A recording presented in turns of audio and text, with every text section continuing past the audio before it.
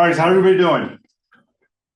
Okay, ready to jump into this again? What did we learn about on Tuesday? What was the class Tuesday? Hedostatic? Okay, all right. Today we're going to jump into some things that are, I won't say antiquated. Gyroscopic instruments are still a thing, still something we need to learn about. Talking about magnetic compasses. Who knows what a magnetic compass is? All right, good. So we still have some knowledge. I'm going to start tonight by saying this. I was not scheduled to teach class tonight. I only found out I'm teaching tonight about an hour ago. So I'm going to see these slides for the first time, just like a lot of taught the class last year. Nicholas has changed the content a little bit. I haven't had time to go in and actually do a lesson plan and get this thing under my belt. So bear with me. It won't be quite as dynamic probably as it was last time, but we will get through it. You were not the timekeeper last time, were you? I was. You were good because you're not tonight. Okay. Who else has a watch? All right, Janet, you got it. 7 o'clock. Stop me. We'll take a break. Okay. So what's what we're talking about tonight? Any questions on anything we did last week or Kenzie covered on Tuesday before we jump into it? Okay. You gotta be kidding me. You have to page it first. Yeah, I kept using this to keep it active. Now we're good. Okay. Okay. We're gonna turn. All right. There's 3 instruments, and this you will have to know, right? There's 3 instruments that are driven by gyroscopes in your airplane. They are the attitude indicator. Attitude indicator tells you whether you're pitched up, pitched down, banked left, banked right. Okay. Your heading indicator, which direction are you going, and the turn coordinator. The turn coordinator we'll get into a little bit later. Give you a little bit of indication of your bank and your turn coordination to make sure you're not yawed and slipping or skidding. Have you guys covered slips and skids yet? Okay, your turn coordinator is what helps you maintain that coordinated turn. Okay. All right, rigidity in space and precession. This is the scientific stuff. This is the boring stuff, but some of it you need to know. But this is what drives the instruments and drives some of the error in the instruments that you see. Okay, we'll talk about them a little bit. All right. Who knows what a gyroscope is? Everybody know what a gyroscope is? Who's ridden a bike before? How many people have flipped your bike over and turned the wheel? Right? And what happens when you try to bend it or turn it? There's some resistance, right? Right? That spinning gyro provides a force that you have to counter in order to be able to turn it. It's not so easy. You hold that gyro, you're going like this. Okay. So it's a small wheel with weight concentrated around the end, and it creates that force. And the faster it goes, the faster the more that force becomes. Okay. That rigidity in space that we're talking about is that tendency for that rigid, that gyroscope turning or that spinning wheel to not want to turn when it's going faster. Okay, that's rigidity in space. Some of these instruments are driven off that principle. Okay.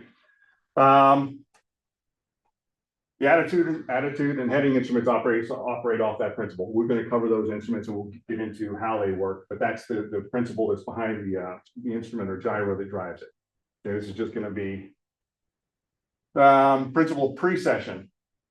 So when a gyroscope spins, one of the things it does, it rotates about an axis, right? And it tends to, for lack of a better terms or explanation, it can start to cause errors, right? So, let's see how it's described here. I'm sorry.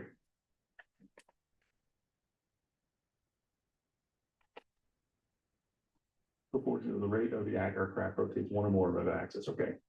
All right. What you got here? And again, I apologize. This is not the way I like to teach. Redundancy in the flight instruments. Okay, all we're talking about here is we talk about the 3 instruments that run off the gyroscopes, right? 2 of them are driven by vacuum pumps. When we talk about vacuum pumps, did we talk about vacuum pumps? We talked about fuel pumps and oil pumps, not vacuum pumps. There are pumps in the airplane that basically are vacuum pumps that pull air out of the atmosphere run it through the system and spin the gyro. Okay. There's other gyros in the airplane, one that is run off of electricity. Why? Redundancy, right? So if something happens with the electrical system, the fuel or the pump driven, vacuum driven are still available, and vice versa. Okay. The attitude and heading indicator are driven off the vacuum system. Again, I think there's going to be a diagram in here that shows you the schematic of the vacuum pump pulling the air in and how it feeds through the two gyroscopic instruments. Okay.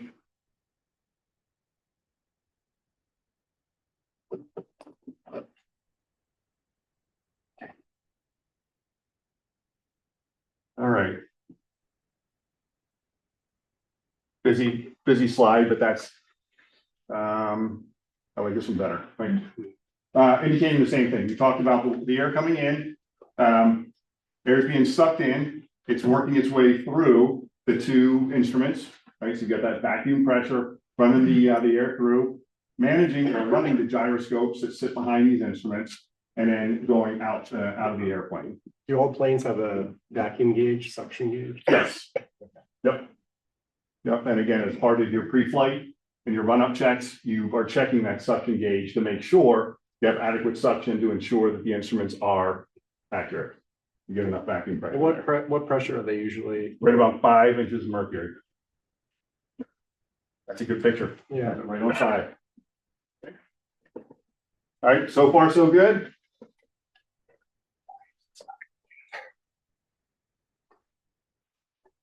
Okay.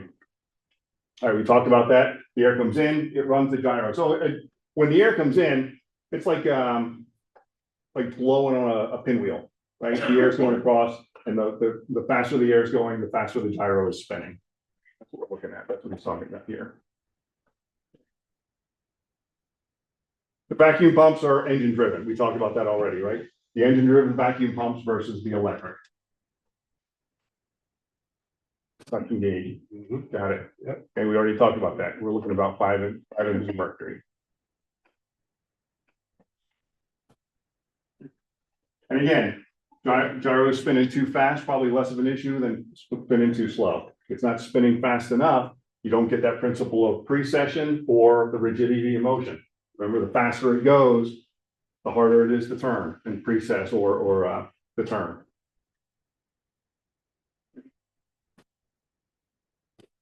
Just talk about errors. So again, sometimes if you're not paying attention to that, you have no idea that your instruments are not accurate, right? Unless they get so bad, your attitude indicator is showing you bank to the left or to the right, when you can see clearly on the horizon, which is where your eyes should be, right outside the airplane. You can see there's a discrepancy between what you're seeing outside and the instrument. So again, establish your scan, your eyes outside the airplane, look at your instruments, and if you think something's wrong, good indication that your vacuum pump is not working correctly to not run those instruments. Okay. All right, the attitude indicator runs off we already talked principle of rigidity in space. I already said the attitude indicator tells you your basic attitude: pitch up, pitch down, bank left, bank right. Good old fashioned 6-pack attitude indicator looks just like this. Okay. Here we talked about it already, right? We talked about the wheel. Spinning top is the same way. What happens if you try to push in the top over when it's spinning? It's going to pop right back up, right? It's going to have a tendency to pop up. If it's not spinning, it's going to fall over. Right? That same principle of rigidity in space is what applies to the instruments. The spinning gyro is set and calibrated so that instrument is set at a certain rate reading, right? And as you turn the aircraft or maneuver the aircraft, that gyro is resisting, and that resistance is what's indicated on the instrument. Got like a 30-second.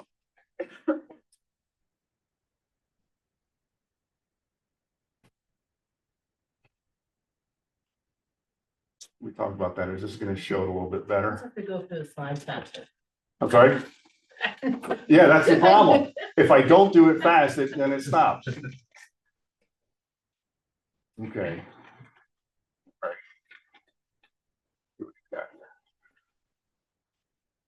Okay, so the attitude indicator itself, I already talked about showing pitch and bank or roll. Okay, so everybody is going to look at their example.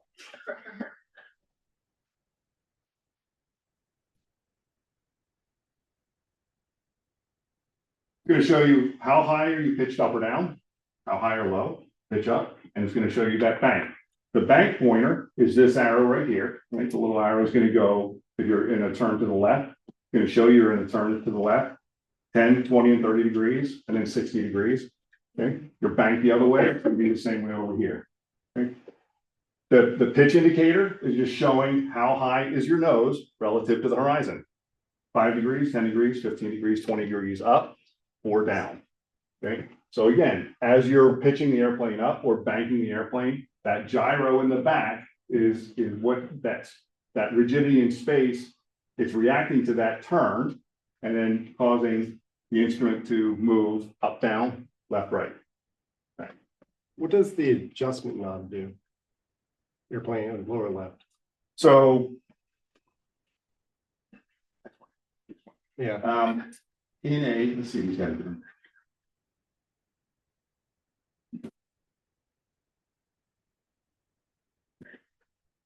A question about this.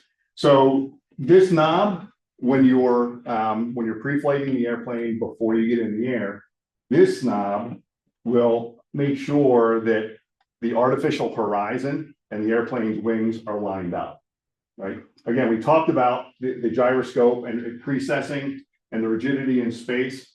It adjusts. It can get out of alignment over time. Right. So it's always a good idea. Anytime you get in the airplane, there's no guarantee that will be lined up to show that you're straight and level. Okay. So that knob adjusts the instrument to show whether you're straight and level or not. And then if you're flying in the air, and again, if you know you're flying straight and level and the pitch indicator is showing a 20-degree up pitch, you know that's wrong. You can adjust the instrument to bring this back into line. Okay, and fix that precession on the gyro. Is that making any kind of sense at all? This is just something to make sure it's accurate. So is there any place at the airport, would you just say, where would it be level? Where would be an optimal place to actually set that? Wherever we typically do it, it's called a run-up area. Right? Okay. We start the airplane here, we taxi out to the end of the runway, and there's an area where we actually do a run-up check. Yep. And we're doing it there. So that should be 0 That's degrees, like flat. it's as flat as you're going to get. Right. You can do it right after you start the airplane up. We didn't cover this, and I didn't see it on the slides unless I went over it too quick. Right. One of the things that when you start the airplane, the vacuum pumps will start, right? But it takes time for that vacuum pressure to build up to where it needs to be to make sure that instrument is accurate, right? So if you were to get in the airplane, start the airplane, and immediately look down here and say, oh, I'm going to adjust this because it's not showing straight and level. 2 minutes later, it's going to be out of alignment because you adjusted it when the gyro hadn't spun up fast enough yet to actually have the vacuum pressure to set the instrument. That makes sense? So that's where you're looking at that gauge, make sure you get 5 pounds. Yeah, of so mercury. typically it takes a couple of minutes for that gyro to get up to speed and the instrumentation and the vacuum pressure to be where it needs to be. That's why we do that check in the run-up area, not right after we start the engine. We start the engine, taxi out to the run-up area, and then we can have sufficient vacuum power. Because the vacuum, because it's vacuum pressure, there can also be an indication if you are reduced power, right? Remember, it's the engine power that's driving that vacuum pump. Okay? So reduction in power will, if reduced far enough, lead to a lack of power on that vacuum pump and not have sufficient air flowing through the system to keep that vacuum gauge at 5. Okay, so that's another thing. You look down and see the instrument's off, make sure your vacuum gauge is at 5 inches of mercury before you make a determination as to whether the instrument's not working or not. Okay. So attitude indicator, pitch up, pitch down, adjust to make sure we're accurate. course, I talk too long. Question for you. Yes, sir. In the Cessnas, this would be the VAC indicator, right, on the glass Yes, cockpit? vacuum indicator. All right, so when I, in the plan on certain days, I see that it's like past the right end of the little green spectrum, that means that on the dial of the where we were before, the pressure dial essentially, it would be like past the 5 inches of mercury, like that's how it would correlate to the picture we saw. I'm sorry, say that again. So like on the pressure dial that we had back a few slides. So we go back to here, the vacuum gauge. Right. So there we go. If we basically just convert that to a straight line, that's the indicator that's showing in the, You're talking about the G1000, the avionics package with the electronic that doesn't have a circle like this. Right. It's got a green. but same principle. Same principle. Right. Yep. So if it's to the right, there's less reason to be concerned than to the left. Yeah. Because I have definitely seen it like go past the Yeah. green part of the right. Yeah. Yeah, you want to be very, very sure that it's not under pressure. You want to have sufficient vacuum pressure to drive the instruments the way they should. Thank you. If you've got too much vacuum pressure, it's gonna vent, right? Because the air is coming through the system, so it's not gonna blow anything. It's not gonna be overpressure. So much more critical that you're sufficient pressure than under pressure. Or under pressure than. All right. Okay, so we were here, right? How far did I go back? Okay. This is the mechanics, right? So we talk about the spinning gyro. This is what's sitting behind that attitude indicator, right? So there's a gyro sitting back there. The airplane rotates around the gyro. So we talk about the rigidity in space. Think about standing, you're holding that bike tire, right? Or that spinning wheel, right? As the plane is turning, the plane is moving, that gyro is trying to stay right where it is. That gyro doesn't want to move. That's the rigidity in space, right? So when you bank the airplane, that gyro is going to stay right here. The airplane's going to move around that gyro, whether it's pitch or bank. So that's when we talk about the rigidity in space, that's what's happening. This thing's spinning, all the mechanical linkage here is just saying, if the airplane's turning, this is gonna, these linkages are gonna move this, because it's gonna keep that steady. Okay, it's all about the gyro staying steady and the plane moving about the gyro. Right? Make sense? Okay, the attitude, the horizon line, that's what we talked about before, right? We talked about the horizon line. This is what you have lined up, showing you whether you're pitched, bank, left, right, up, down. Okay, that's the artificial horizon. You see blue, you're upside right. You see red on the top, you better do something. And we don't have parachutes, so ejection is not an option. Okay.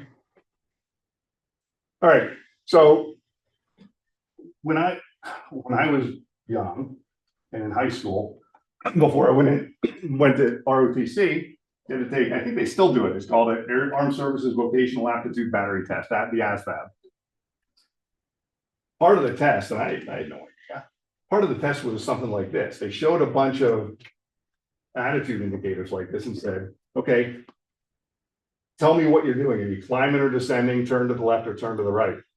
I had no idea. Pilots need to understand that, right? So this is going to show you your attitude indicator.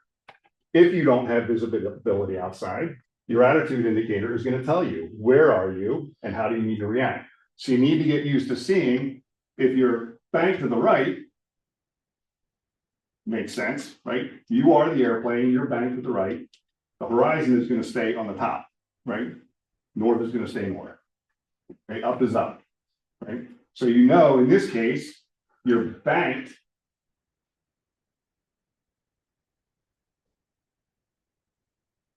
Yeah, you're banked 30 degrees to the right because you're seeing the ground this way, right? It's not intuitive. It's sloped down to the left. That means you're banked to the right. Make sense? Okay. So if you're not thinking about it, a lot of people would look at that and say, oh, I'm banked to the left. No, you're not banked to the left.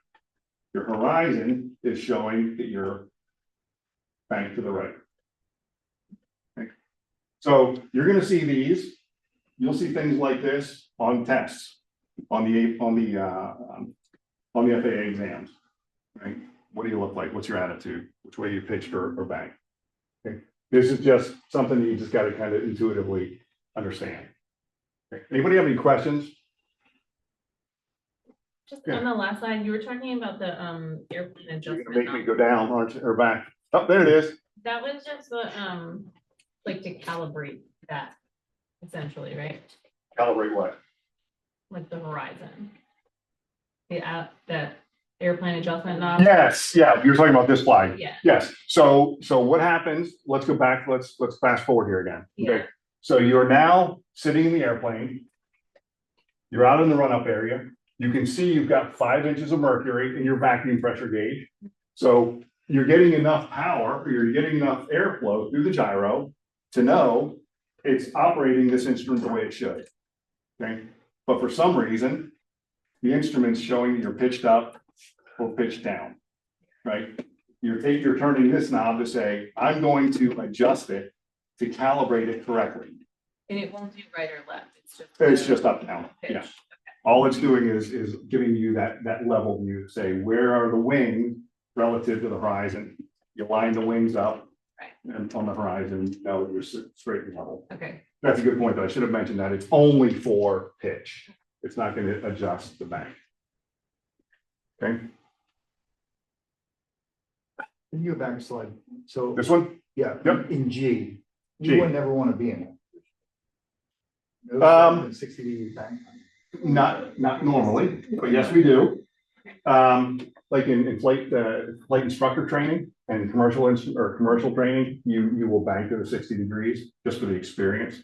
But who would like to take a venture a guess? What's a normal bank angle in a normal bank turn? You would know, right? 30 degrees. Yeah. What were you gonna say? 15, 30. A normal, what we call a standard bank turn is about 30 degrees of bank. Okay. Your instructor will push you to get to that 30 degrees, get that feel, understand what it feels like to be at 30 degrees of bank. And that's just a normal bank turn. I had a student one time, God bless him, he quit taking lessons. If I told him to bank more than 15 degrees, he kind of freaked out. And then he finally said, this isn't for me, right? But it's a bit hairy the first couple of times you do it. Seems pretty drastic. So think what 60 degrees is like. Freaks out when I'm slipping. He's just like, don't do that. I'm just like, why? Slips are fun. The last student I had, he was like, oh, this is so cool. Can we do some more of them? You learn slips. Okay. Does that answer your question though? That was okay. Yeah, 60 degrees is not out of the ordinary. How many G's are you pulling at 60 degrees of bank? Should have learned this back in the beginning of class. 2 G's, yeah. 60 degrees of banks give you 2 G's of G-force. Is the 30-degree turn the 2-minute turn? Is that the same thing? No. Okay. Standard rate turn is about 10 or 15 degrees. That's for instrument ratings and instrument flight. Also depends on the speed of the airplane, right? So we'll cover that when we get to the turn coordinator. Yeah, a standard rate turn, the 2-minute turn is different from a medium bank normal turn in PFR conditions. Okay. Any more questions on this? I really don't like. I'm not digging this depiction of an attitude indicator. And hopefully there it is. There we go. That's what I wanted to see. So these are the wings, right? These are the simulated wings of your airplane. So you're going to dial the knob here. It's here, this one. You're going to dial the knob so that those wings line up. In this case, it looks like the attitude, the horizon move. But that knob lines up the horizon with the wings of the airplane. That way, you know you're straight and level. And then if you're flying in the air and you're straight and level, and that seems to be not lined up the way it should be, probably means your gyro is precessed a little bit. Just reach down, adjust the knob, and bring it back to level. But it's important that you do that in straight and level flight. Okay. That's all that knob is for, just to calibrate it. Keep it in line. Okay.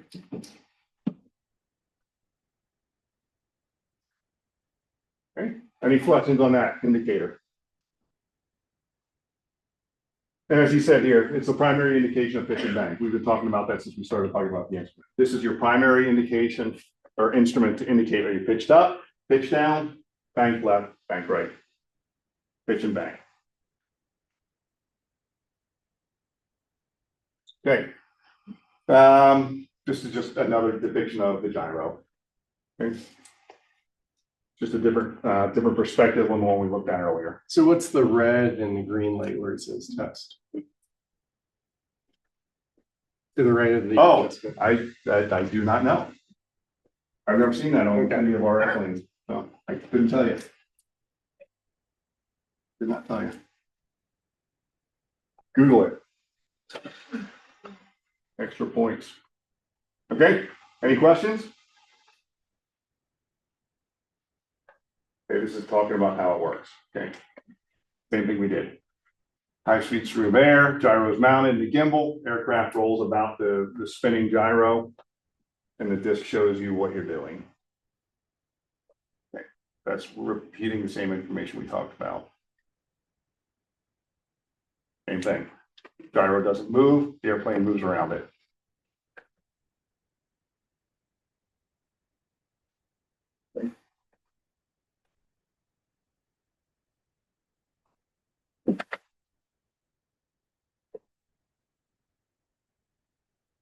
Lots of gyro slides here, huh? Okay, this is what we talked about before, right? When you first start the airplane, you don't have sufficient power. You don't have sufficient vacuum pressure to get the gyro spinning. There, 5 minutes, 2 to 3 minutes. Typically, by the time you taxi out to the run-up area, you've got sufficient pressure in these aircraft to make sure you've got enough vacuum. Okay, blue is sky, brown is ground. Anybody green, brown, colorblind? That can be a problem. My grandfather was colorblind with 2 colors, blue and brown, I mean, not green and brown. He had a tough time with this. Okay. Right. Repeating the same stuff, right? We've got the symbolic aircraft, we got the bank indicator, we got the roll indicator. There we go. We talked about the adjustment. I guarantee this isn't going to have what the green and red dots are for the test, though. Okay, this is interesting. The width of the wings, you see that this is graded 5 degrees and 2 degrees down here at the bottom. The wings themselves, if you put the wings, the bottom of the wing, even with the vertical or the horizontal line of the horizon, that's about a 2 degree pitch, right? That's just a fun fact, right? The width of, or the thickness of the wings themselves are about 2 degrees of pitch. Absolutely worthless information, but a fun fact.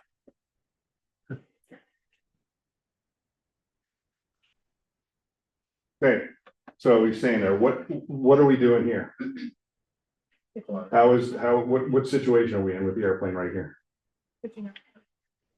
I'm sorry? Pitching up maybe. Yep. 10 degrees. Okay. All right. Yeah, this is just essentially showing. This is showing a relative indication. It's not about airspeeds, right? It's about the pitch of the airplane. In the top one, you're in a climb. Okay, not high rate of speed, but still a fairly good rate of speed. You're gonna be pitched up 12 degrees ish. If you go into slow flight, you're gonna be much slower, but you're also gonna have that same pitch at a slower speed. Okay, and movement in a stall, you're gonna should come down. Okay, but don't correlate pitch attitude with airspeed. Right. Okay.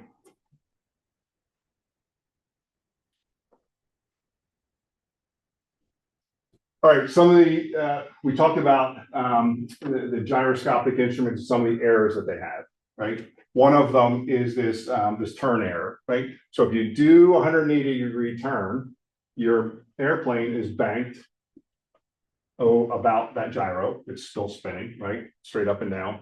And if you roll back out, it's going to show a momentary change in your pitch attitude just because of the turn error of that gyro, right? Even though it's rigidity in space, it has that little bit of error that will give it a bump, right? And that initial reaction to your change in attitude or your change in bank. So for the test, it's actually to test the battery. And it seems like, I'm looking here, Oh, you're looking it up. Okay. yeah, it's either backup or they make versions that are electric. Okay. Okay. Yeah. So that was indicating then an electric gyro for the attitude indicator, not a vacuum driven one. Okay. Okay. And there's standby, they even have one where instead, also with the test, on the left side, it says standby power. Okay. Yeah. Okay. Good. There we go. So that was an electric gyro or electric driven instrument. If Nicholas is watching this, you might want to change that slide to put it back to a vacuum driven instrument. Okay. All right. Another error is if you're in cruise and you suddenly apply power, right? There's going to be an indication that's going to show you a climb, right? You're going to hold that yoke, apply power, and continue straight and level. But there's going to be a brief indication that you're climbing from the gyro, and then it'll settle back into straight and level flight. Same thing with deceleration. Rapid deceleration is going to show a dip in your pitch, but then recover. Okay. Any of these errors that you're going to see from a gyroscopic driven engine or a gyroscopic driven instrument are not long-term errors, right? They're kind of not instantaneous, but they're short-lived, and then it recovers itself. Really? I did not wait that long.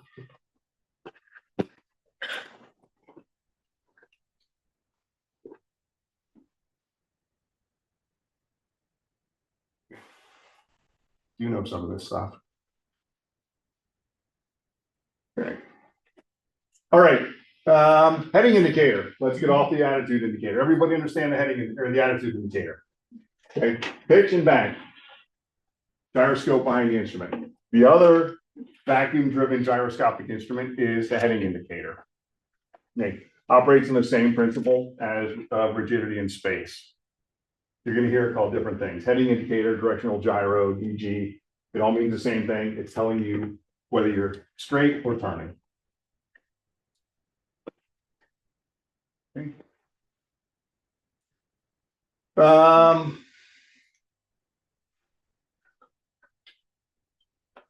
Okay, yeah, so this is, we'll cover this in a minute.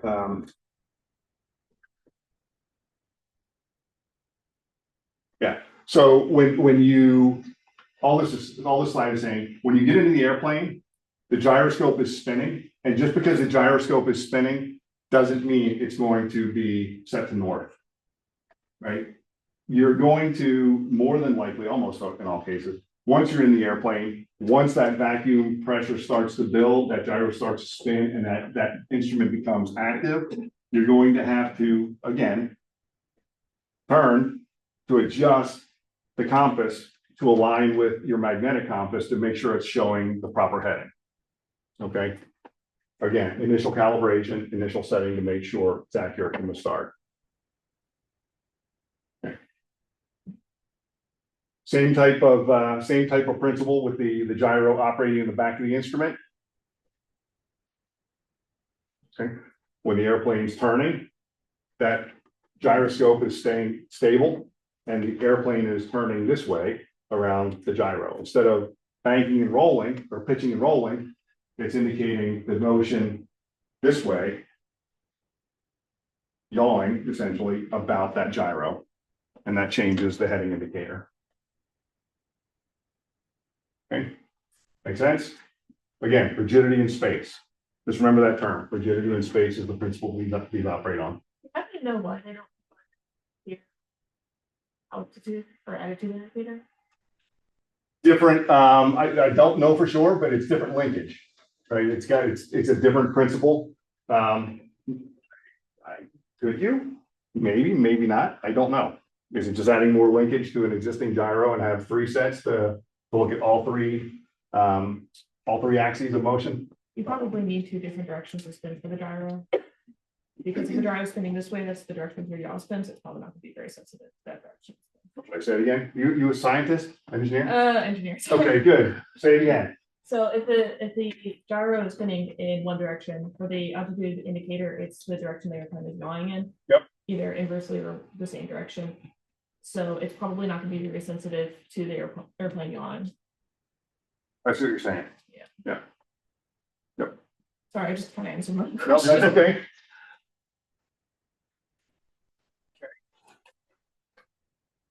Yeah, we talked about the card already. So instead of moving a pitch, a card that has your pitch and bank, it's just turning that heading indicator, that card, to give you your heading indication.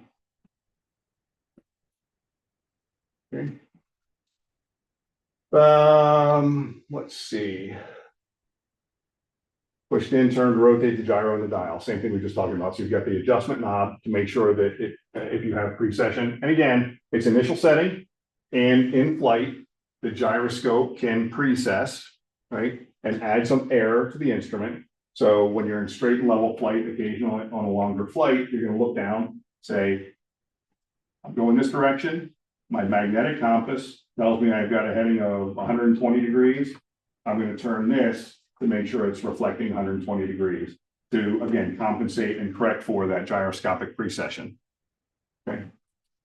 Your modern day avionics, where you have the attitude indicator and the heading indicator right on the electronic avionics, not a factor. You don't have to adjust them because they're not vacuum driven like these are. So, question, it sounds like the magnetic compass is the source of truth. So why even bother to have this heading indicator? Just as a nice to have, okay? A magnetic compass is a required piece of equipment in the airplane. This is not. If you look at the equipment that's required for VFR flight, a magnetic compass is required. This just makes it easier. Flying with a magnetic compass. Yeah, anybody have one in the car, use a magnetic compass anywhere? They tend to bounce around a lot, right? Bounce around and jiggle, and And we'll talk about some of those errors and later in this course. We talk about magnetic compasses. So this is just a much more stable view of your heading indication. So you could actually rule out the errors based upon the poles that you're talking about, right? That's where the magnetic compass. The magnetic compass, Has yeah, the that, we errors. don't have those You won't errors have- So you here. can actually Right. look at this. Those for the- magnetic compass errors we're gonna talk about later are eliminated with this. So you can look down Yep. when you know you're in that.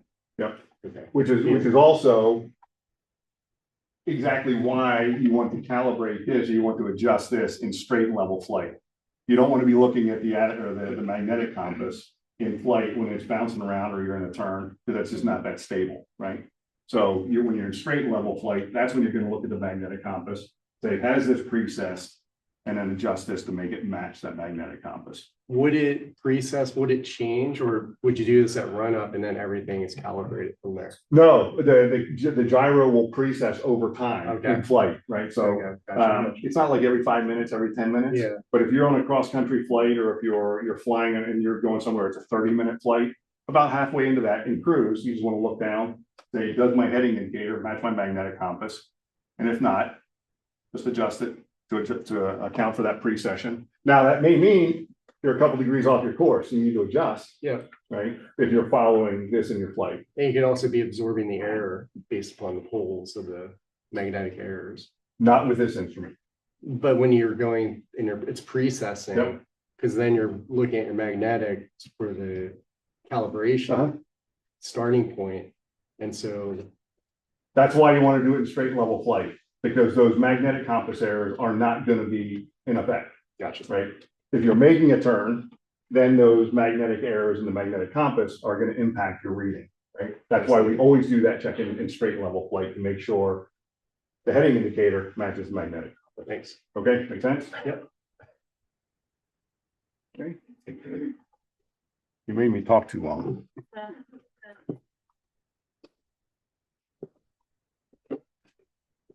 I think if you put the mouse right on the arrow on the slide, I think that's how it's works in the past.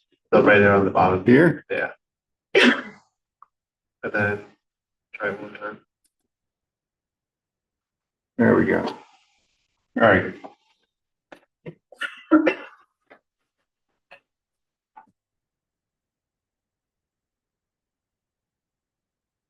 There we go. That's talking about the gyroscopic precession. That's a more scientific way of saying it. Okay. Causes a drift in your split heading about 15 degrees per hour. That seems high to me, 15 degrees. But it's definitely, you will see errors, or you will see the precession and the error in your heading indicator that you need to correct. Okay. Look at that, man, I got it right. It's a 30-minute flight, check it every 15 minutes. Right, that's usually sufficient. And one of the reasons you want to do it like every 15, 20 minutes, if again, what happens if you're following this and it's precessed, you're showing 30-degree heading when you're actually magnetic compass would reflect a 35, 40-degree heading, or 305 or 310 degrees. You're getting further and further off course. That's all. So, great instrument to have, but you need to be aware of the errors that can be inherent in it. Okay. All right, just another slide saying the same thing. Right, the airplane, this is you, always gonna be nose up, right, that's you. And the compass card is gonna rotate around the nose of the airplane, indicating your heading. Okay. Heading 030, don't know why this is in here. 30030 we always talk about heading in three numbers, right? 030 is 30 degrees. So we have a heading of 30 degrees, which would be north northeast. 140, 300, and 350. What do we do at north? What do you think we say at north?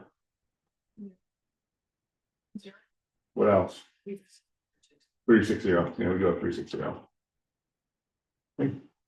Make sense? Okay. Heading indicator is a relatively simple instrument. It's a great tool to have.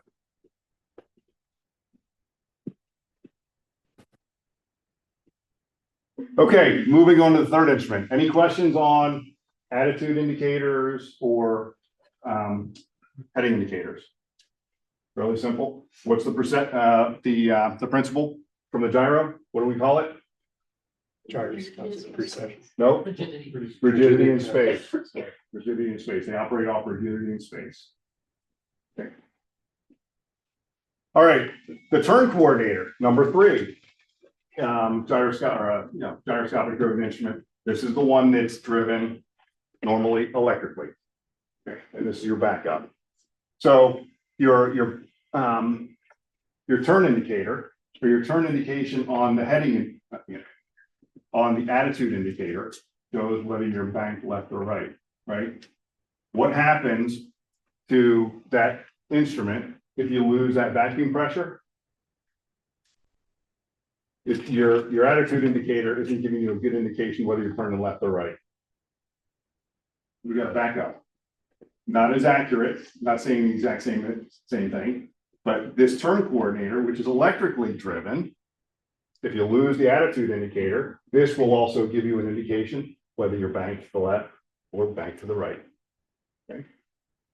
Talks about the roll rate, the rate of turn, and the quality of turn. So Jacqueline asked about a standard rate or a 2-minute turn. This indication, if you bank and put the wingtip here or here, depending on the direction of turn, that will tell you that it's going to take you 2 minutes to do a complete 360-degree turn in that airplane. Okay, so it doesn't tell you exactly what your bank rate is, or your bank is, angle of bank, but it will get you into a time. We really deal with that more when we talk about instrument flight. No, you don't have visual meteorological conditions. You have to rely on your instrument. So if you want to know that you've made a 360-degree turn, or more importantly, 180-degree turn, you're gonna bank, so your wing is here, and you're gonna know in 1 minute, I'm gonna be turning the opposite direction and going back out of the clouds I just flew into. Okay, standard rate. You know you're turning at standard rate. ATC knows you're turning at standard rate. Everybody tries to turn at a standard rate in instrument conditions. So that's what this is showing. Is there an approximate bank angle off that? That's what we were saying. It's Yeah. 10, 15 degrees, Okay. but it's really driven more by the aircraft speed, right? It's not always going to be 10 degrees, 12 degrees, 15 degrees. Okay. All right. Just going to get into more detail here.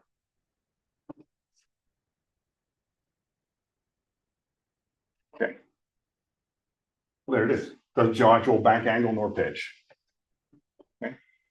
And for those of us that can't remember, it says it right on there. And one of the keys, and I saw this on the FAA test, right? The question was, does the turn coordinator operate off of an electric or a vacuum driven pump? I'll show you there. We give you the picture and ask the question. So if you get that one wrong, back up. Okay.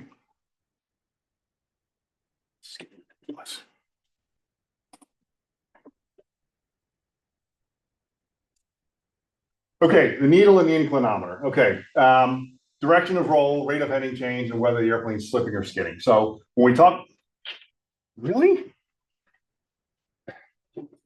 Might be the battery now. All right, so. All right, give me 1 second.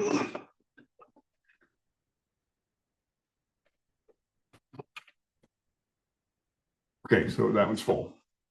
All right, needle and an inclinometer. So it provides the information on the direction of roll, rate of heading change, whether the airplane's slipping or skidding. In other words, how is the airplane doing about its yaw and roll? Okay, so it's telling you, what am I doing this way? And what am I doing this way? Right, think about the vertical and the longitudinal axes. It's those two. Got nothing to do with pitch. It's not going to give you any pitch information. It's going to give you an indication of bank and yaw. Okay. When we talk about yaw, what are we doing? Okay, call it the inclinometer, black ball. You'll hear your instructor talk about stepping on the ball. Okay, what this is doing, this is telling you whether you're in a coordinated turn. Right, Jana mentioned a little while ago, she talked about slipping, right? Slips and skids, were they covered in one of the earlier lessons? Talk about slips and skids? Okay, so the inclinometer here is what's telling you whether you're slipping or skidding. If you're not in a coordinated turn and you're slipping or skidding, that ball is going to be outside the middle. Right? So you want a turn to be coordinated so that you're not slipping or skidding. Slips and skids can be dangerous. Very dangerous when you get into a stall situation, right? So having the ball centered and making sure your turn is coordinated, it's all about getting the rudders to make sure the ball is centered. And that's the whole purpose of the ball. Make sure your turn is coordinated. Make sure your ailerons and your rudder are doing the same thing for that turn. Makes sense so far? Once you're experienced, is it more a matter of feel, or are we still constantly looking at that? It's feel. Yeah. And here's good thing or the bad thing, right? Students and instructors can get lured into a false sense of security in a lot of the training aircraft because they're very, what word do we use? Stable. Yeah, somebody has to pay attention, right? They're very stable, right? So a lot of times you're trying to teach a student to step on the left rudder when you do a left turn, step on the right rudder, or release the left rudder when you're making a right turn, right? To keep the ball centered.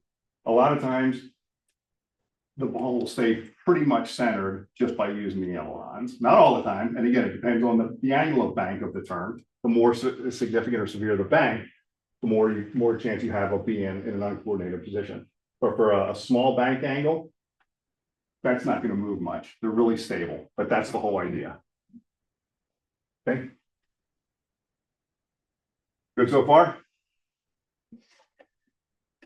Does that get more affected in, say, a headwind or a tailwind hitting the aircraft? And I'm sorry, what? The slip and skid indicator. No. So, okay. No.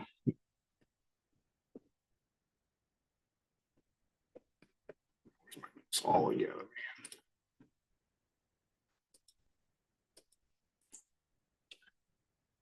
I'm sorry, this is ridiculous tonight. I don't have. Here we go. All right, we already talked about this, right? We talked about the being electrical powered with a backup. Okay. All good? Did we have this earlier? Okay. All right, we talked about the standard rate turn. So doing the math, right? 360-degree turn in 2 minutes is about three degrees per second. And again, that's standard rate. That's more used for instrument flight, dealing with ATC, not as important in visual flight, but definitely a key factor in instrument flight. So on that instrument, what's that box to the right of the stabilizer above the right? That will, it's gonna be a flag if there's a problem with the instrument. Okay. That would pop, that should turn red. Okay. Okay. So the red, it would be probably mean that you don't have electricity. Yeah, or something, Battery. a problem with the instrument itself or the electrical supplier current. Okay. Half standard rate turn, not going to be indicated, but again, if you need to do a half standard rate turn, 1.5 degrees per second instead of 3, you're just putting the wings between the straight and level and the standard rate turn. All right, gyro rotation. Again, this is the principle of precession. Okay.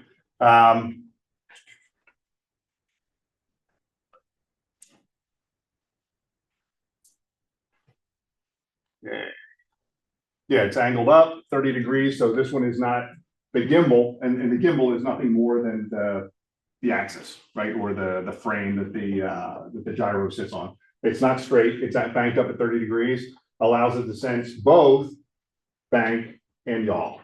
Okay, it's not set up for just one degree of turn or motion. All right, during a turn, the indicator first shows the rate of banking and then the turn rate. So what that means is when you start the turn, it's going to indicate how much are you banking, how rapidly are you banking, and then it's going to stabilize into what is your standard or what is your turn rate. Okay, so it's showing you two things. It's a trend instrument and a static instrument, right? You're trending in that turn to the left or turn to the right, and once you stop that bank and that turn, it's showing you what your bank angle is. Same picture. Okay, we talked about the ball itself, relative strength. So yeah, the ball itself is driven by the force of gravity. So again, if you're in a slipping or skidding situation, your force of gravity is forcing that ball to go one way or another and slide through that fluid, right? So by coordinating your turn, you're going to reduce that G-force or that force on the plane and the ball in that inclinometer to keep it in the center. Okay, all about the coordinated turn.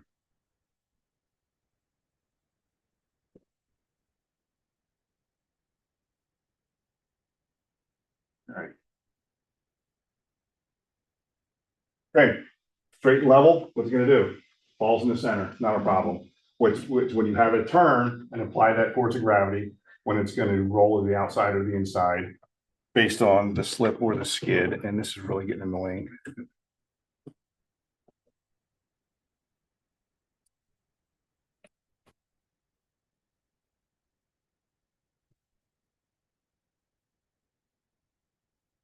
Okay, turn made with too shallow, we've got too steep. Okay, if the turn is too steep, force of gravity is greater than inertia, whole route rolls down to the inside of the turn. Otherwise, it rolls to the outside of the turn. Again, we're trying to. I'm not so concerned about a jet fighter, but we're trying to avoid a skid or a slip, right? So when you're turning the ailerons, you're adjusting that rudder with the rudder pedals to make sure it's a smooth, coordinated turn with the appropriate forces of inertia working on the ball.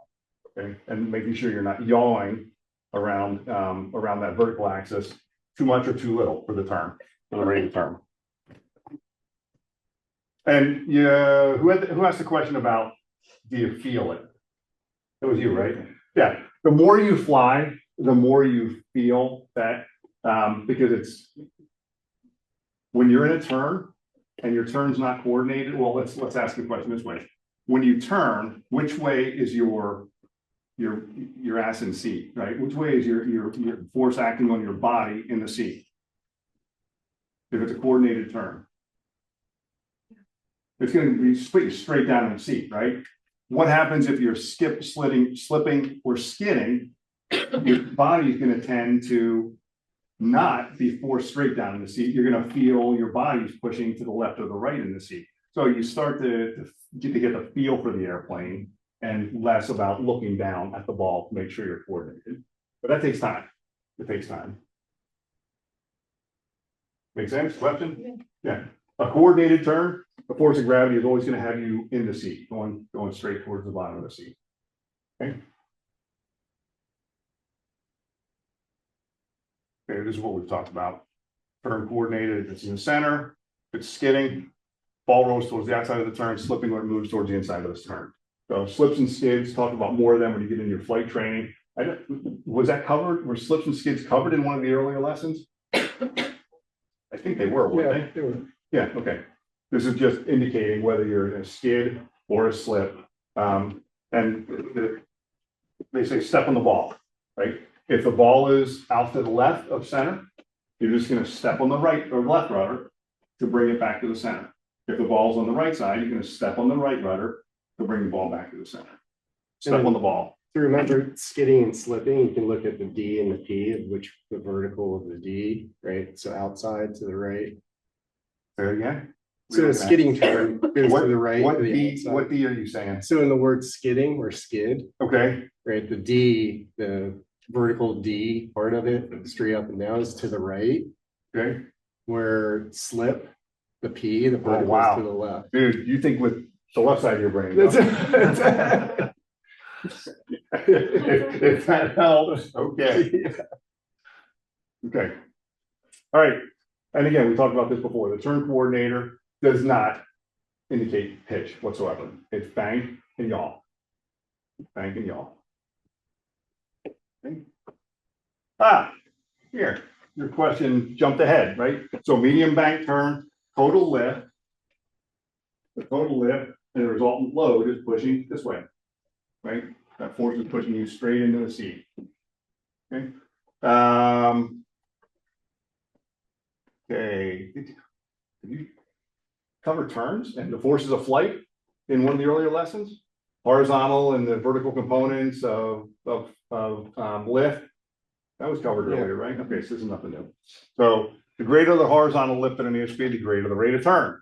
Angle of attack must be increased to maintain altitude during a turn because of the decrease in vertical lift, right? So you learned that before. You're in a turn, the steeper the turn, the more you have to add back pressure because that lift is going towards pushing the airplane or turning the airplane as opposed to providing the lift. Okay. So in a turn, apply back pressure on the yoke to maintain your altitude.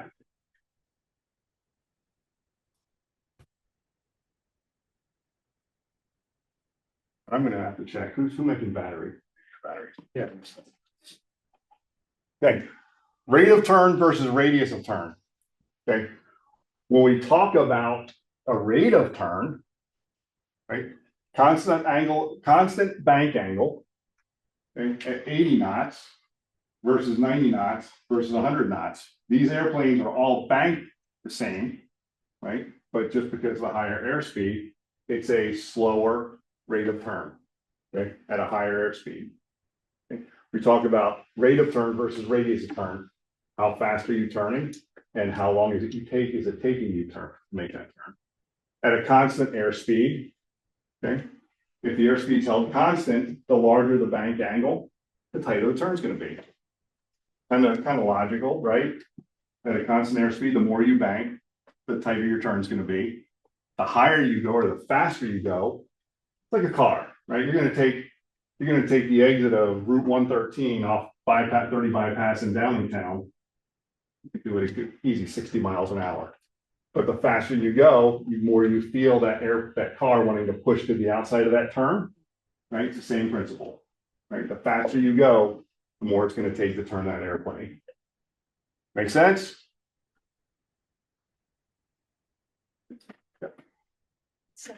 There you go. Right on. All right, we'll stop here. Take 5, take 10, we're doing pretty well, I think, on time. If you didn't sign in, please go ahead and sign in during the break, and then we can wrap it up. Okay?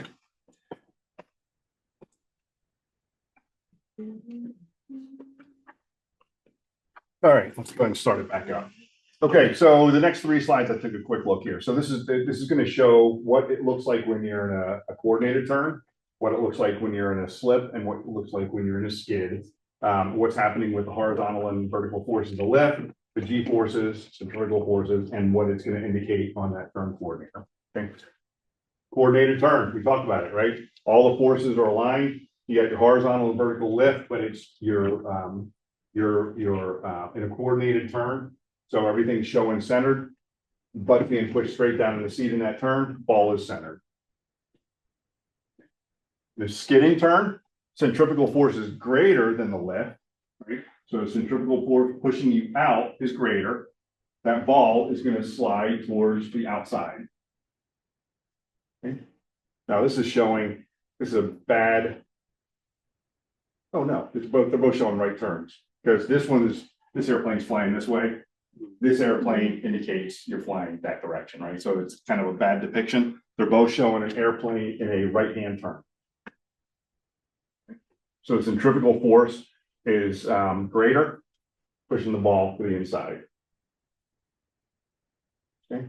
Opposite way, skidding, or I'm sorry, slipping, the opposite direction, ball's going to the opposite direction off to the side.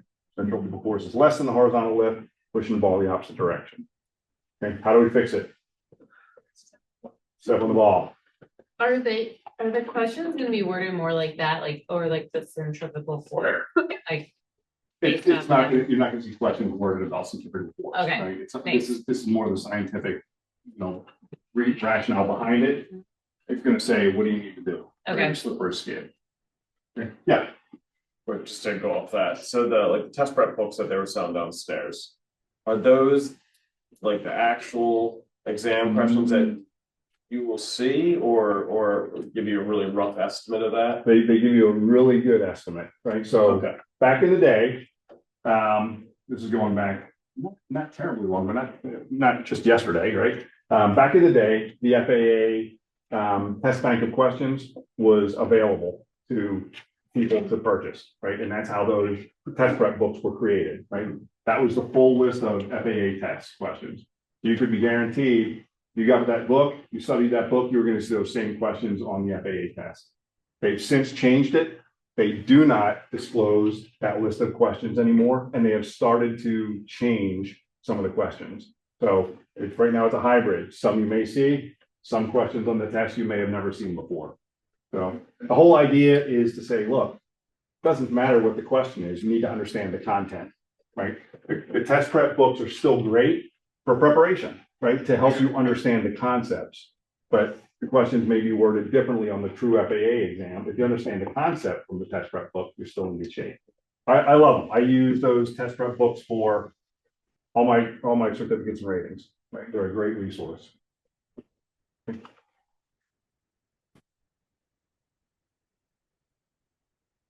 Okay. All right, pre-flight checks. Listen for unusual noise when the master switch is on. Okay, so when the master switch is on, what's that turning on? Electrical power, right? There's something sounds wonky in the electrical system, might be an indication of something wrong with the electrical system, which could impact that electrical driven or electric gyro.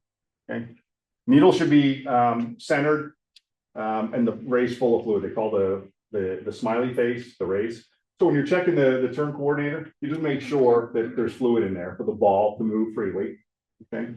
And the needle turn, Turn needle should be centered. Turn needle should be centered. Turn needle meaning the ball, right? The ball should be centered. That's assuming you're on level ground. Right, again, because it's gravity driven. If the plane's at an angle on the ground, goes to reason the ball is not going to be centered in that slot. So it should be centered, but you should also be on flat, on level ground for airplanes start up and taxi and take off. Okay. All right. During a taxiing turn, so you're taxiing along. If you hit the left or right rudder, what's going to happen to the needle? Yeah, you're going to show a skid because that ball, there's just a very small amount of force on that airplane when you're hitting the rudder pedals going down the taxiway or down the taxiway. So that ball, if you want to test it, just hit the rudders left and right as you're going down the taxiway, and that ball should freely move in that fluid. Make sense? Okay. So why do they favor the skid over slip in that last sequence? Because when you're on the ground, that's what it's going to be, because you're only hitting the rudder pedals. You're not applying the ailerons, right? So it's always going to go to the outside. All right. Oh God, do I really want to get into this? These are the kind of slides I wish I would have had some time ahead of time to prep and review, right? So let's just get through this stuff. Magnetic forces. Who was talking about magnetic forces? You were, right? Earlier tonight, talking about the magnetic forces and the impact it plays. Okay, so magnetic field all around the Earth, right? Those magnetic fields go circle the Earth, right? Go around. Everybody knows opposites attract, likes unattract, repel, right? Likes repel.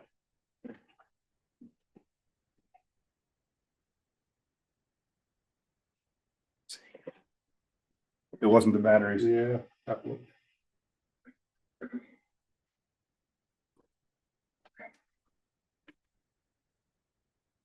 The Earth is just one huge magnet, right?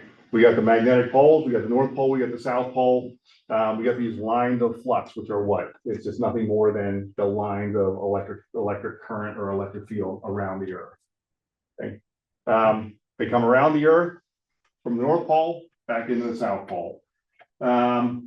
So when a magnet is free to rotate, what's it going to do? It wants to align with with that force, with those magnetic fields.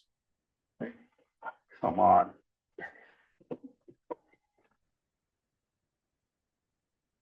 Okay. The magnetic compass is reacting to those magnetic fields around the Earth, those lines of flux, right?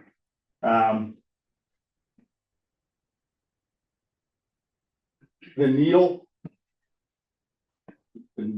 right? The ball, right? The needle and the ball are always going to be oriented towards the north. Okay, everybody has seen a magnetic compass, right? You turn it, the needle is always going to be oriented toward north. That'll tell you what direction you're looking at or you're going in, like based on that rotating dial or the dial. Okay, so it's no different here.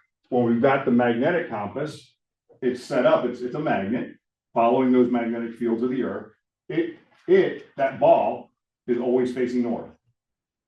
So when the airplane is turning, what's that ball doing? Turning. No. Who said turning? No. What's the ball doing? The ball is staying still, right? Again, the plane, think about it as the ball's staying still, the plane is turning around that ball, right? That ball's suspended in fluid.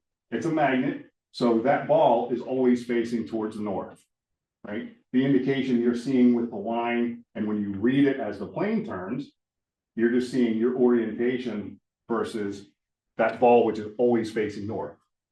It gives you the reciprocated radial direction. Say it again? Does it give you the reciprocating direction? No, this will give you the direction. It will give you the Yeah, direction. so this gives you the direction, but what it's doing is, when you see here, it gets bigger going this way, right? 120 degrees, 150 degrees, 180 degrees, so it looks backwards, right? It's getting higher when you turn to the right or the left, right? So it's that reverse, you mentioned, is it reverse? Yeah, It's not reversed, but it looks like it's reversed because it's going the wrong way. You right, would think going this direction, the numbers are getting bigger, but they're not. Numbers are getting smaller this way. okay. I'm not making sense, am I? I think, so if you're looking at this, are you heading on a 1.5 or 6.0? That's exactly right. Okay, You're heading in a direction of 155. You don't have to think about it and subtract 180. Yeah. This is telling you the compass is facing north, right? Or the ball, it's oriented towards the north, right? So you're turning around that ball and it's telling you you're going south, 155 degrees, 155. Okay. Just read the number that's on the magnetic compass. That will tell you the direction you're going.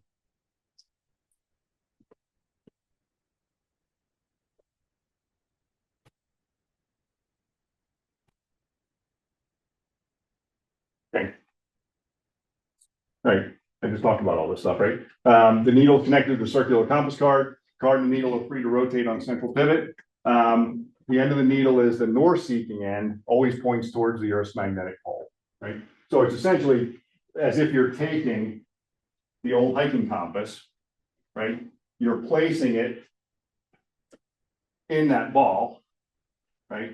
And they just made the ball bigger around it, right? But it's the exact same concept. If you were to look down at the compass from the top, the needle is going to be pointing toward the north, and the way this is going to be showing you where you really are.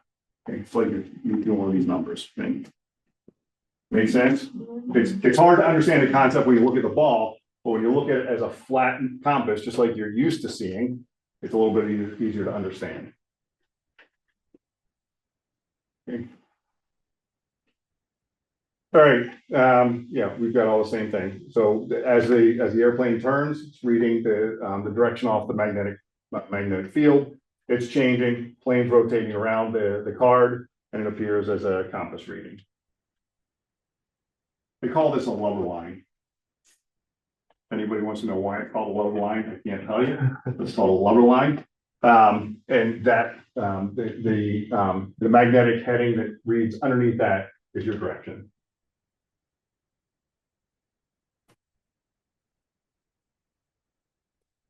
So yeah, this goes to what I was trying to explain earlier, right? The numbers go counterintuitive, right? So if you want to go, you got to turn in the opposite direction of the lover line, right? If you want the numbers to get higher, you got to turn to the right. If you want the numbers to get lower, you have to turn to the left, right? That's why, I said it's counterintuitive. When you look at a compass, you think that the numbers are always, when you go to the right, things get bigger.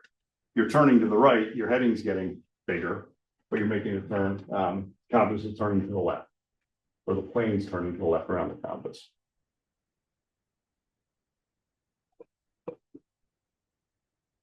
You tell them to quit. Okay.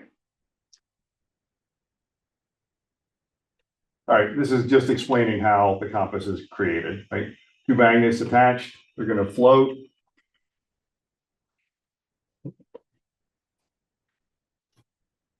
And on the NS east west, is that for calibration? No, that's just they use numeric direction in the compass, other than the cardinal headings of northeast, south, and west. You're going to see an N, E, W, and S.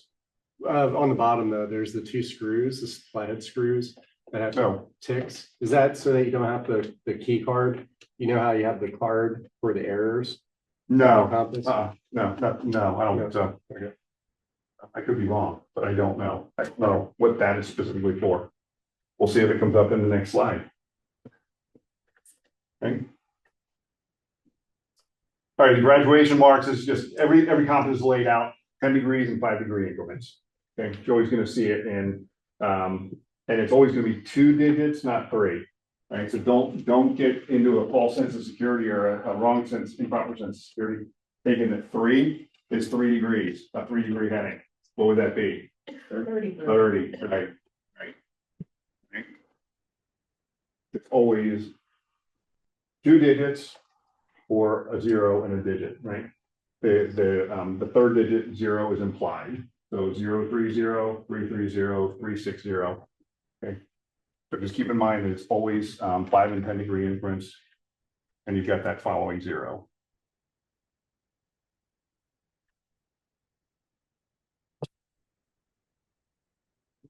Next time I'm going to tell John to stay here and advance the slides.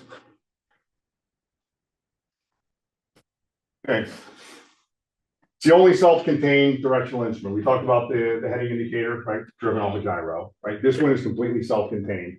This is going to work until it doesn't. And why won't it work? It won't work if there is insufficient fluid, right? If it's not free to rotate in that kerosene, right? It's influenced by magnetic dip. This is what you had mentioned earlier. There's some magnetic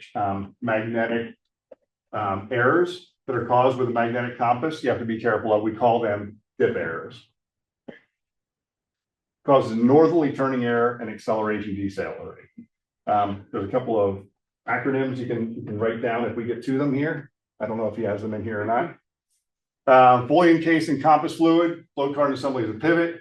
Buoyancy of the float takes the weight off the pivot, blah, blah, blah. So we're all talking about a rotating ball inside that float. Freedom to move around. If you're going to pitch up, it will tilt, but it will come back to level, right? Again, it's just floating in a ball of fluid. If you make a pitch up, a pitch down, you're going to see the compass, and it's going to rotate a little bit, and it may turn a little bit, even if you're pitching, right? But it will settle back. Okay. Steeper bank angles, compass indications are erratic and unpredictable. Almost nobody flies by reference to a magnetic compass. I mean, right? Let's face it, every aircraft has some kind of gyroscopic driven heading indicator.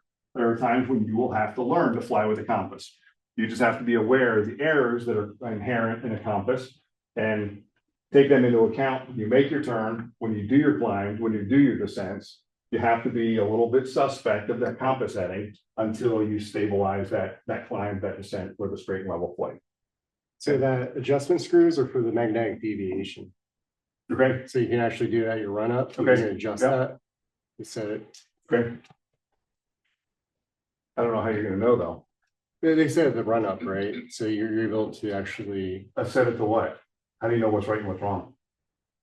I Is understand you could set it, but if you have nothing to compare it to, on run up. unless you've got a compass rose and you're calibrated, Yeah. right? But yeah, well, no. Well, on run up, is there actually like a known north or nothing? No. Okay. No, that's why I'm saying Yeah. a normal run up, you wouldn't know what to set it to, right? You know, if you're in the shop or if you're at a run up area where there is a definitive compass rose and you know if you're lined up perfectly with the compass rose, you're at 360. Right? That's not normally going to happen. That's rarely going to happen. Okay. We talked about this compass seat. You see the compass from the backside. That's why it looks like it's reversed. Yeah, we talked about all this where it looks like it's reversed, going right. The compass is going to the left. We already talked about that. The card remains stationary. It's the plane and the housing that are rotating around it. Magnetic dip. Okay. I don't think I spent a lot of time on the dip. This is going, the dip, magnetic dip, is what's going to lead to some of the compass errors that we're going to talk about a little bit. But all I'm saying is, look, when you're close to the poles, what's happened to that magnetic field, that flux, right? It's steeper going back into the pole.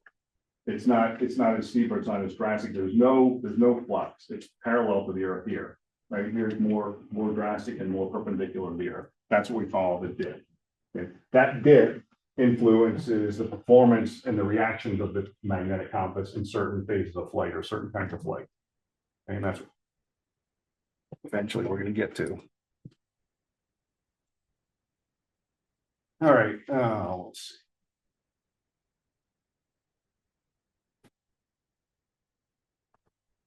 Okay. Yeah, the needle wants to dip down. The closer you get to the north, the more it wants to make that turn towards, it wants to follow the magnetic field. It wants to follow towards the pole. Magnetic dip correction.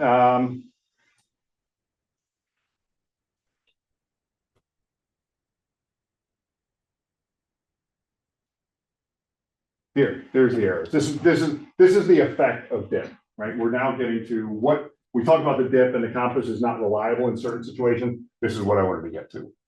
When the airplane accelerates or decelerates, the compass card has inertia and tends to resist a speed change. So what's it doing? It tilts, right? It's not going to be just spinning in that fluid anymore. You're going to accelerate or decelerate. It's going to want to pitch one way or the other. Acceleration decelerations are only present on easterly or westerly headings, right? So if you're flying east or west and you quickly accelerate or decelerate, that's going to cause the compass dip, that magnetic field. It's going to cause the compass to show a turn. Okay. How many slides does he have with this?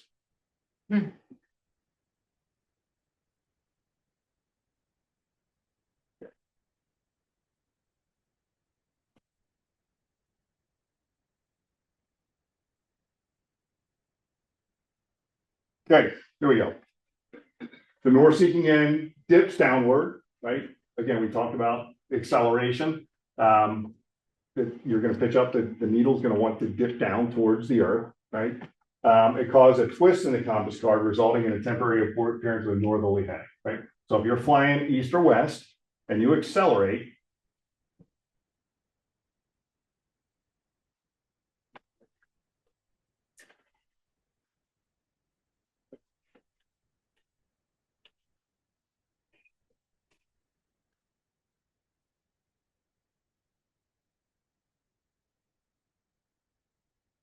there's the acronym, ANDS.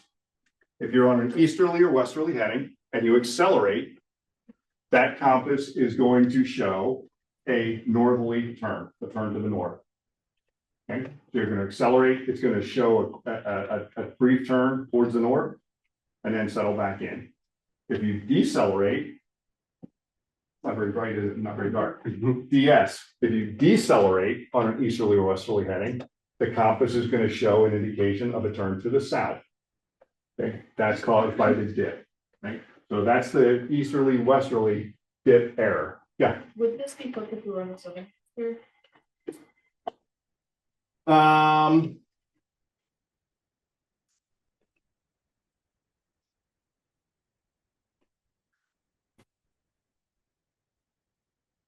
I'm hesitating because one of them is affected by hemisphere. I just can't remember which one it is. Let's see. Did he say that back here earlier? Did I skip that in a slide? Did somebody catch me? Anybody read this stuff?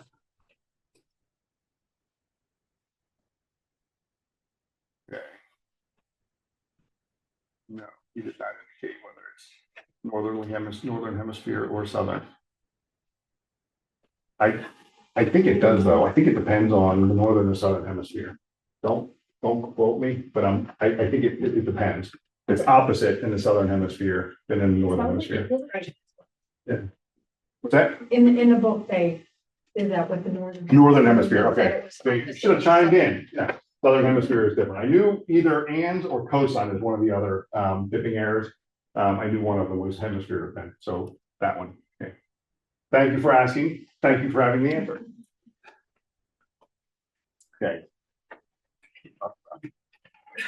Deceleration is just the opposite, right? It's going to swing back the other way, indicate a turn to the south.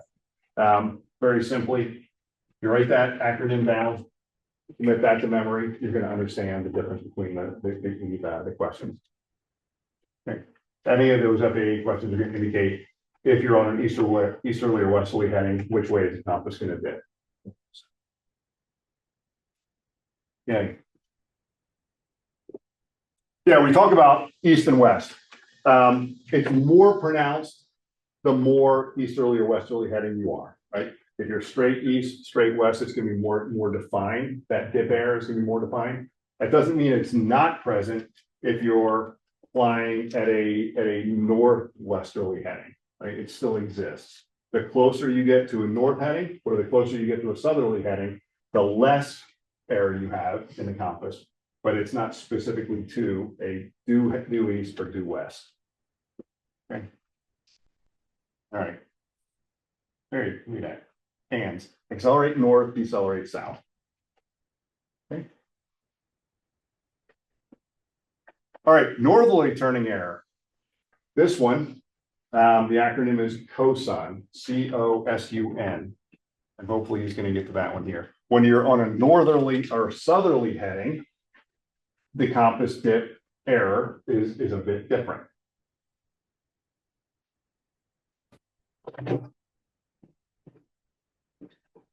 I really apologize for this. Did Ken have a problem with this earlier? Oh, so it's not just me. Okay. I got to say something to him and see if they can fix this.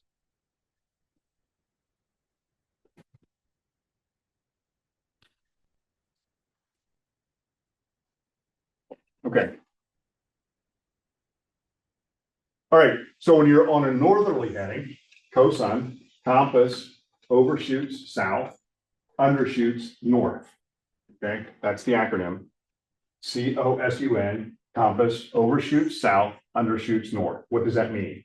All that means is if you're in a northerly heading and you make a turn, your compass is going to indicate a turn in the opposite direction momentarily and then catch up. So the turn, the compass lags your turn. Okay. Undershoots north, UN. So if you're on a northerly heading and you make a turn to the left or the right, to east or west, your compass is going to lag your actual heading. Again, momentarily, it's not a permanent thing. Okay. And the further you get from north, the less that dip impacts that heading or that turn. Okay. If you're on a southerly heading and make a turn, the compass is going to overshoot. So the compass is going to jump ahead of you. If you're flying south and you make a turn towards the right, which will be a turn to the west, it's going to make it look like you're turning faster than you really are. Okay, make sense? Okay, so if you make that turn from 180 degrees to 190 degrees, your compass may immediately jump to say you're at 195 before it settles back to the true reading. Okay. Again, it's a result of a dip error. Different from easterly, westerly. This is north-south. COSUN is your acronym for that one. Okay. Okay, this is an example showing that. Going north, makes a turn to the right. It's actually going to lag a little bit. Say, it's going to make it look like you've making a turn to the left when really you want to make a turn to the right. It will catch up. It's momentary, but it will catch up. Okay. Southerly turning error, we already talked about that. It's just the opposite. Okay. And again, the last comment in both of these slides is the farther you get away from a northerly or southerly heading, the less that dip, the less drastic that dip is and that error. Okay. To a point where it's almost non-existent or non-existent on an east-west heading. So in both cases, it's not specifically east-west heading or north-south heading, but they're more, the errors are more accentuated at a due north, due south, due east, due west. Okay. All right. The same thing. Your northern half of the compass rose, you're going north, it's gonna lag. You're in the south, it's gonna lead.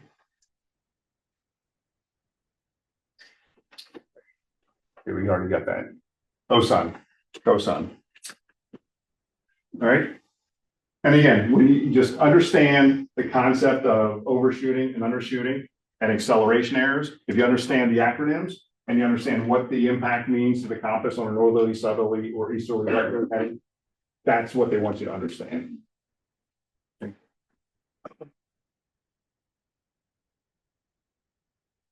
Okay, so other errors that have to do with a magnet. What happens when you put a magnet next to a big piece of metal? It becomes more erratic, right? It's less reliable. No different in an airplane. Okay, so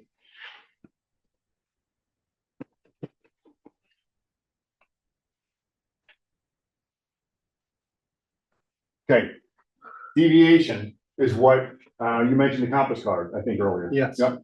So, the magnetic deviation is a card in the airplane that indicates how bad is your compass reading because of the way the aircraft or the magnet is installed in the airplane and other things that may interrupt that magnetic field. Right? So if you're sitting in an airplane and your heading indicator is showing a heading of north, your real heading may be 3 degrees. So your real true heading might be 3 degrees instead of 360. Okay, that's caused by that magnetic deviation. The interruption is caused by radio equipment, heavy equipment or metal in the airplane, right? So what they do,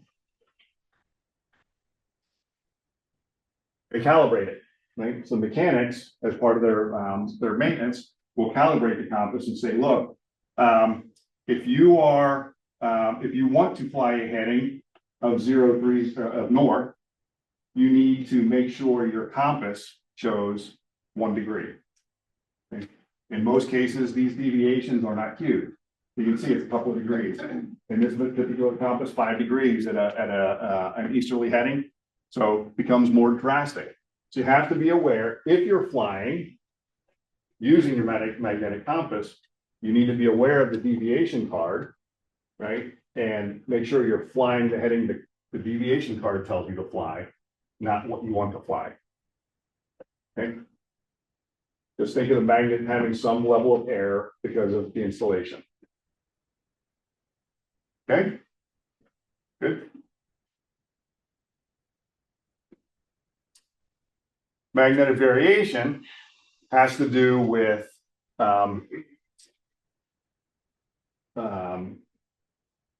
true north versus magnetic north. Okay, we know we talk about, you didn't talk about true magnetic yet, right? We talk about north-south. There's magnetic north. You'll hear people refer to magnetic north. That's what the compass is showing. The magnet in the compass is pointing towards magnetic north. That may not be true north because of the errors and the variation around the world, right? So they've got this thing called magnetic variation that tells you what that delta is. Could you go back 2 slides again to the compass card? Yeah. Yeah. So what's RDO on and RDO off, and why do they vary? I think that's radios. If you have the Okay. radios on, radios off, because there's going to be more Interference. interference. Okay.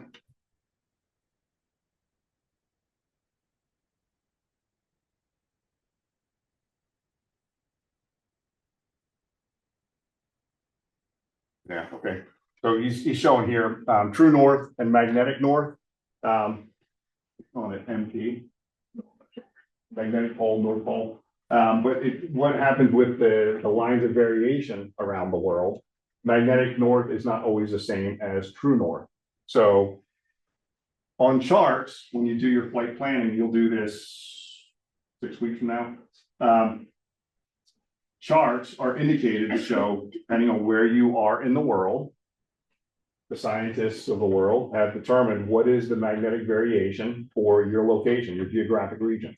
So your charts will indicate what is, where is true north relative to magnetic north. So how much do you need to add, right? If you want to plot a course to go from here to the North Pole, it's going to say you're not going to fly a magnetic heading of 360.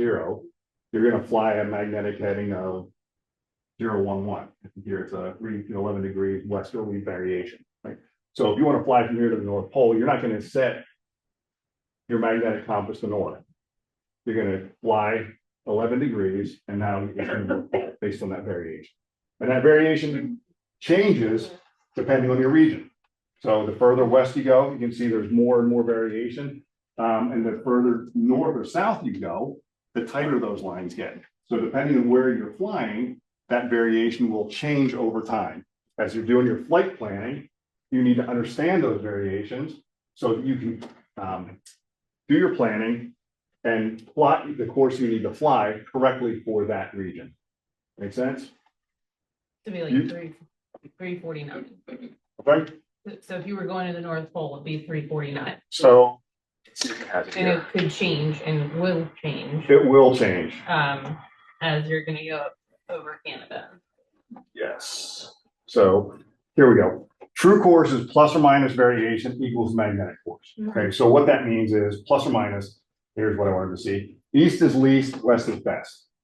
Here, where we are in the United States,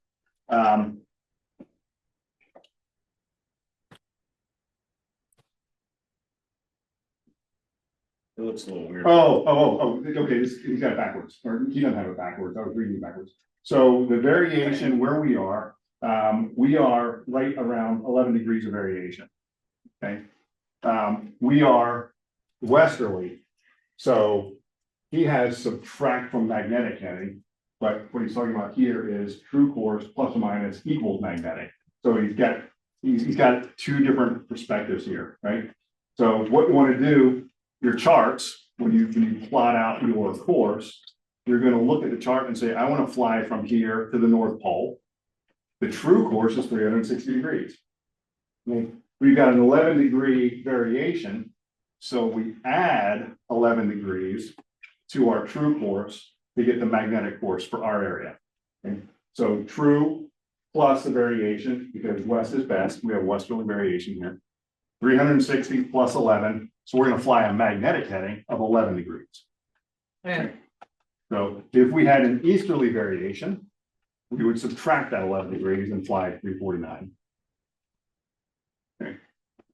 And when you get to your chart, you'll see, well, it says right here, right, 10 degrees west, 10 degrees westerly variation. So you know you're going to add that to your true course to get your magnetic force and fly a magnetic heading of 011. Okay. Take some time to think through.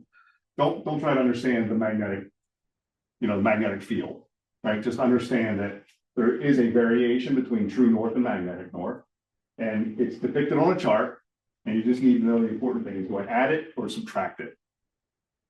West is best. We are, and it's not hemisphere, not Western hemisphere, it's westerly variation. As you can see here, there are places in the United States past the Gulf or the Mississippi where it's easterly variation. So then they would have to subtract that from their true force to get a magnetic force. Good question. All this is affecting the magnetic compass, but not the heading indicator. Is that correct? Or does it also affect? The heading indicator will be magnetic. So same thing. So, well, I think of it. The heading indicator will be indicating your magnetic heading. Okay. So when you go through and do your calculations, you're going to say, I want to fly to the North Pole, true course of 360 degrees. Okay. I've got a westerly variation. I'm going to add 11 degrees. So I'm really going to fly 11 degrees for my magnetic heading. You're going to follow 11 degrees on that heading indicator. Okay. Now, why do we do that? I should preface this. What do we set the magnet or the heading indicator to? The magnetic compass, right? Right. When we account for precession and do that adjustment, we're comparing it to the magnetic compass. So that's indicating your magnetic heading. Okay. Okay. You will or should get into more of this variation, what you do with it when you get to your cross-country planning lessons. I think there's 2 lessons later on that talk about cross-country planning. Okay. All right. Oscillation error, this is just the everything else, right? What happens when you're in turbulence? What happens with them? There's other things that may impact the compass itself. Oscillation error. So you just need to be aware, as I mentioned at the beginning of the class or earlier in the class, don't always trust the magnetic compass, right? It's subject to a lot of error and a lot of things you need to be accounting for. In most airplanes, it's seen as a backup heading indicator, right? You've got your gyroscopic driven heading indicators as primary source of direction. How about like digital compasses, such as things that are in the Garmin? So they're not subject to. No, they are not. They're computer driven. Computer driven. So you could just fly those as Yep. is, and then. Yep, there is no precession. They're not linked to a gyro. They don't have the magnetic issues, right? That's all avionics, electronic avionics in the background. Okay, we talked about the pre-check for the attitude or the turn coordinator, same thing. Make sure your magnetic compass is full of fluid, it's kerosene. Make sure it turns freely, make sure there's no bubbles, and make sure that the compass agrees with known heading on radios, electrical systems on. That's if you, again, if you have a baseline that my airplane is parked on the ground and I'm heading north, you want to make sure your magnetic compass is aligned to whatever that deviation card says. Okay.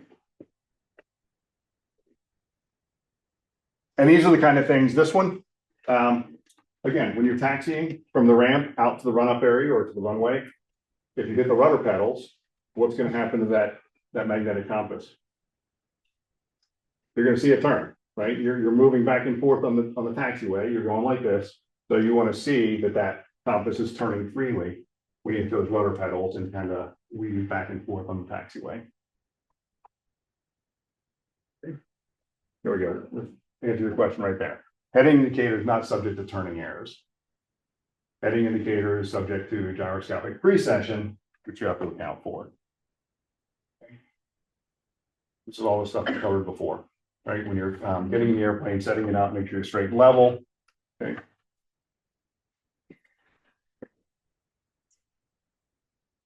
Yeah. I like this one. When you're sitting on the ground, that's the only time you can be sure that your heading indicator is correct. All right.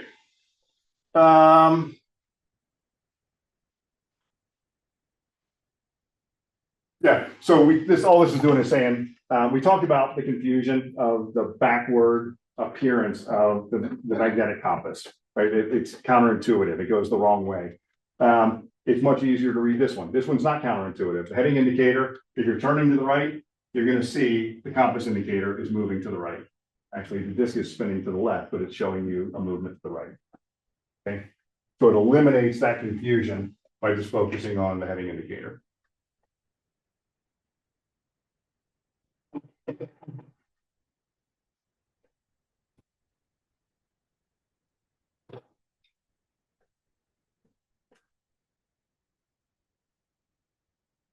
And this is all stuff we covered when we talked about the heading indicator.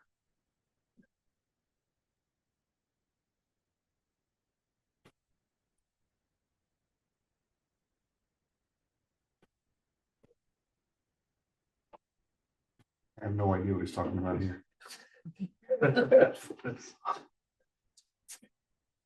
It's not how it actually works. It's in the book. It's like how they actually build it to work. All right. It's probably. So I'm going to skip this. You will not see this.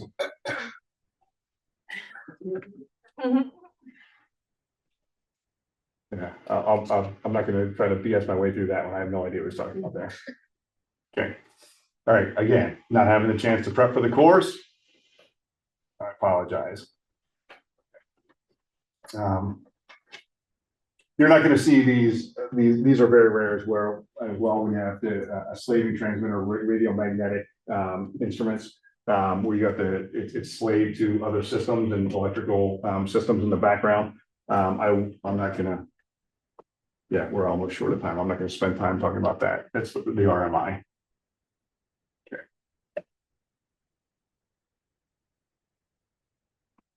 Just doing it here.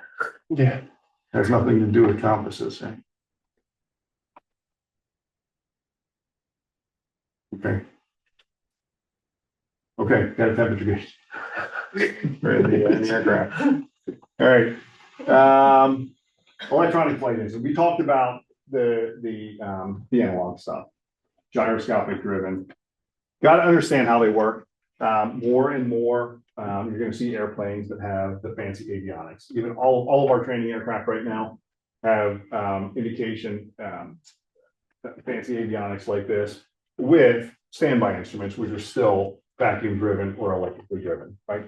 But you're going to see more and more aircraft that have these kind of systems have nothing to do whatsoever with a gyro. They're all computer driven and reference systems built into the airplane. They call it a PFD. What he's depicting here is like a Garmin G1000 system. You have two screens. One's called a primary flight display. And the other one's called a multi-function display, where you can have all of your fancy attitude indication, heading indication, airspeed, vertical speed, altitude in one monitor and one screen. And in the other screen, you can set it up to be navigation maps. You can set it up to see weather. You can set it up to see topographic views, right? Many different things you can set that multifunction display in. You're going to see all your primary flight instruments in the PFD.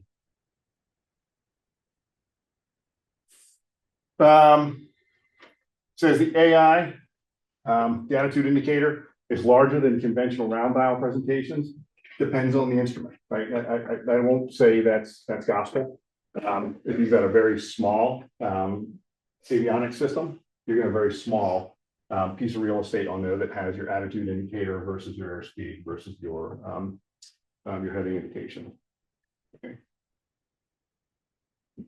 And all I'm saying here is, you know, you get the fancy airspeed, vertical speed indication. Your airspeed is going to be here, right? Telling you how fast you're going, telling you right in the middle where you are. Your altitude is going to be indicated in this little box. And your vertical speed is going to be this little arrow, and maybe you've got another bar, but 100 feet per minute descent, 1,000 foot per minute descent, 2,000 feet per minute descent. It's going to show you your vertical speed. It's just another non-analog view of those vacuum and gyroscopic driven instruments. Okay.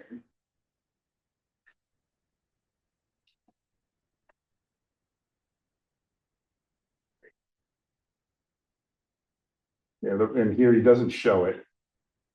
He's going to say it, he should show it. Talked about the rate of turn indicator. We talked about the turn rate, and you had the wings, right, that showed a standard rate turn in that turn coordinator. All it's going to do, there's a magenta line that shows you that the more you turn, that magenta line gets bigger to show you what is your rate of turn. It's just, again, a graphical depiction of your rate of turn as opposed to wings on an analog scale. Okay. If you take flight lessons, you will see these, right? Like I said, all of our aircraft have both analog 6-pack and the electronic flight instruments. It takes a little bit of getting used to interpret what you're seeing. I'm an old guy. That's pretty obvious, right? Younger folks, which is most of the people in this room, you're gamers. You grew up with screens. You grew up with phones, right? And all the electronics. Sometimes it's a whole lot more intuitive to younger people to see this stuff. It's easier for them to pick up and interpret. It takes people like me a little bit extra time to absorb it. Sometimes people will say a system like this is information overload. There can be a lot there. A simple 6-pack tells you what's your airspeed, what's your vertical speed, what's your heading indication, and what's your attitude, right? A lot easier to look at 6 little dials and see where you are than try to interpret here. Preference, personal preference, and the ability to look at it. Okay. And all he's showing here is all those things we talked about with those other instruments are shown on here, just in a different way. Okay. This would be the multifunction display that I talked about. One of the things you can show is a map, right? The one thing that will show, it's primary information, but it's on multifunction display is all of your engine indications, right? Your oil pressure, your fuel burn, your temperatures, anything that has to do with the electrical system. So that left column is important information. The right column you can pick. You can pick a navigation map, like I said, weather, anything there. That's where you have. That's where the real value of this kind of system is. Just the volume of information, what you can pick and choose for your flight to give you the most accurate information, what you need or prefer. We don't need to talk about all this stuff. This talks about attitude, heading, reference system. This is all the computers in the background. If you fly one of the Cessna aircraft, you're gonna have to know this, right? If you go to take your check ride with the FAA and you're flying an aircraft that has this kind of instrumentation, they're going to want to know that you, not an expert, but have some understanding of the systems behind it and what happens if something goes blank here, right? Anything on these 2 screens can get a big red X on it. That means no go, right? So something's wrong with that particular piece of that function. right? Which piece of data or which piece of equipment is driving that? And what other indications on that PFD or MFD could it indicate? Okay, so just more to understand as you get into flying that kind of an aircraft. More electronics or more avionics means more complex, just more to know.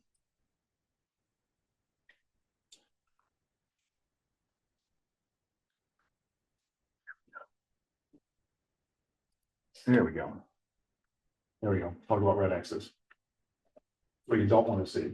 Okay. But what happens if you see red X's? Look at the standby instruments. What's that? Look at the standby Look instruments. at a standby instrument, exactly. Right. Right. In almost all cases, in fact, every case I know of, anything that has a system like this has some kind of redundancy, and in most cases, that redundancy is analog instruments, your 6-pack. Right.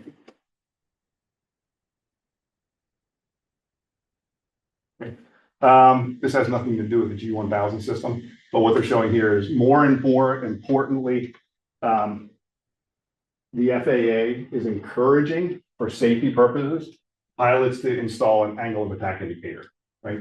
It's a system that lets a pilot know both visually and orally, whether they're approaching a critical angle of attack. Why do we worry about a critical angle of attack? Stall, right? Like, this is a huge safety feature in a lot of airplanes. They encourage more and more pilots to install them in their aircraft. Not probably as much traction as they would like, but the good piece of equipment to have if you can afford it and put it in your airplane. Look at that, we're at 7:58. All right, go through the, I don't even know how many are here. Easterly heading and accelerates. Which acronym? ANS, okay. We accelerate on easterly westerly heading. What are we doing?